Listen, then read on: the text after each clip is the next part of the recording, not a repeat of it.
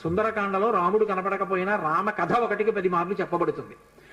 అటువంటి రామచంద్రమూర్తి వలన ఉపకారము కాని ప్రత్యుపకారము కాని పొందనివాడు రామాయణమునందు లేడు. ఆయనకి ఉపకారం చేసిన వాళ్ళందరికీ ప్రత్యుపకారం చేశారు. ఒకవేళ ఉపకారం చేయకపోయినా ఉపకారం చేశారు. కానీ ఆయన ఉపకారాన్ని పొంది కూడా ప్రత్యుపకారం నేను చెయ్యలేను అని చెప్పింది ఎవరితో అంటే ఒక్క హనుమతోని చెప్పారు.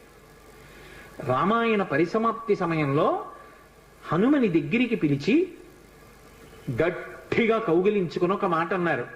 మదంగే జీర్ణతాం యాతు యత్తయోపకృతం కపేహి నరహ ప్రత్యుపకారాణం అపత్సాయ అతిపత్రతాం అన్నారు. హనుమా, నువ్వు చేసిన ఉపకారము నా శరీరమునందు జీర్ణమైపోవుగాక. ఎందుకని? నువ్వు నాకు చేసిన ఉపకారానికి నీకు ప్రత్యుపకారం చెయ్యడం ఇక సాధ్యం కాదు.